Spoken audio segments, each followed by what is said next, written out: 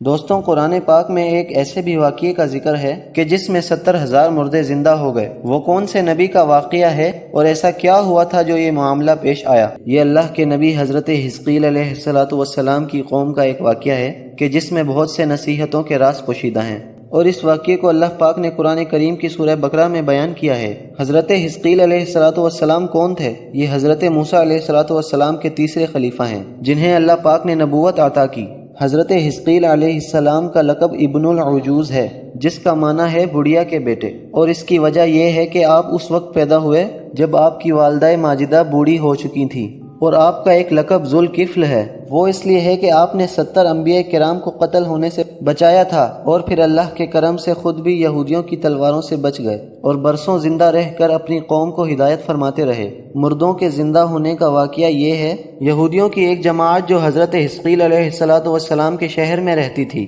شہر میں ایک خطرناک بیماری طاعون کی وبا پھیل جانے سے ان لوگوں پر موت کا خوف سوار ہو گیا، اور یہ لوگ موت کے ڈر سے شہر چھوڑ کر جنگل میں بھاگ گئے اور جنگل میں ہی زندگی گزارنے لگے۔ تو اللہ تعالیٰ کو ان کی یہ حرکت بہت زیادہ ناپسندیدہ ہوئی، چنانچہ اللہ تعالیٰ نے ایک عذاب کے فرشتے کو اس جنگل میں بھیج دیا، جس نے ایک پہاڑ کی آڑ میں چھپ کر چیخ ماری اور بلند آواز میں یہ کہا، موتو، یعنی تم سب مر جاؤ۔ اور اس انتہائی بھیانک خیز چیخ کو سن کر بغیر کسی بیماری کے یہ سب کے سب مر گئے، جن کی تعداد 70,000 تھی، اور ان کی تعداد اتنی زیادہ تھی کہ لوگ ان کے کفن و دفن کا بھی انتظام نہیں کر سکے، اور ان مردوں کی لاشیں بغیر کسی کفن کے ایک کھلے میدان میں پڑی پڑی سڑتی رہیں، اور ان مردوں کی لاشوں سے بہت زیادہ بدبو پورے جنگل بلکہ اس کے اطراف بھی پھیل گئیں۔ کچھ لوگوں نے ان کی لاشوں پر رحم کھا کر چاروں طرف دیواریں بنا دیں تاکہ درندے ان لاشوں پر نقصان نہ پہنچا سکیں۔ کچھ دنوں بعد حضرت حزقیل علیہ السلام کا اس جنگل میں لاشوں کے پاس سے گزر ہوا تو اپنی قوم کے 70,000 انسانوں کی بھیانک خیز موت کو دیکھ کر آپ دیدہ ہو گئے، اور ان کا دل رنج و غم سے بھر گیا، اور اللہ پاک کی بارگاہ میں گڑ گڑا کر دعا مانگنے لگے کہ یا اللہ، یہ میری قوم کے لوگ تھے جو اپنی نادانی سے یہ غلطی کر بیٹھے کہ موت کے ڈر سے شہر چھوڑ کر جنگل میں آ گئے۔ یہ سب میرے شہر کے افراد ہیں، ان لوگوں سے مجھے انسیت تھی، اور یہ لوگ میرے دکھ سکھ کے شریک تھے۔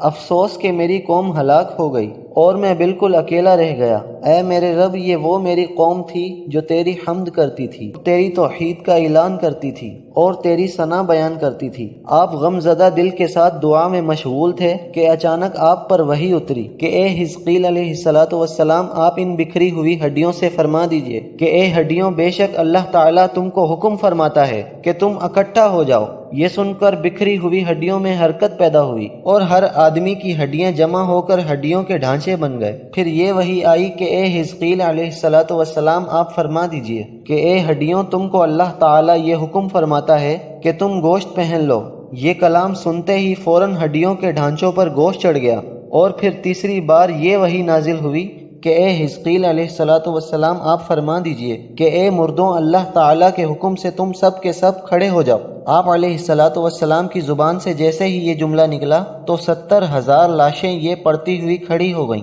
سبحانک اللہم وبحمدک لا الہ الا انت۔ پھر یہ 70,000 لوگ شہر میں دوبارہ آباد ہو گئے اور اپنی عمروں کی مدت بھر زندہ رہے، لیکن ان لوگوں پر موت کا اتنا نشان باقی رہ گیا کہ ان لوگوں کے جسموں سے سڑی ہوئی لاش کی بدبو آتی تھی، اور لوگ جو بھی کپڑا پہنتے وہ کفن کی صورت ہو جاتا، اور قبر میں جس طرح کفن میلا ہو جاتا ہے ایسا ہی میلا پن ان کپڑوں میں آ جاتا۔ کہا جاتا ہے کہ آج یہ اثرات ان یہودیوں میں پائے جاتے ہیں جو ان لوگوں کی نسل میں باقی رہ گئے تھے۔ دوستوں، اس واقعے سے ہمیں بہت سے سبق ملتے ہیں، جن میں سے ایک یہ بھی ہے کہ انسان اپنی موت سے نہیں بھاگ سکتا، لہٰذا موت سے بھاگنا بالکل ہی بیکار ہے، وہ اپنے وقت پر ضرور آئے گی۔ اللہ تعالی ہمیں موت سے پہلے اس کی تیاری کرنے کی توفیق عطا فرمائے۔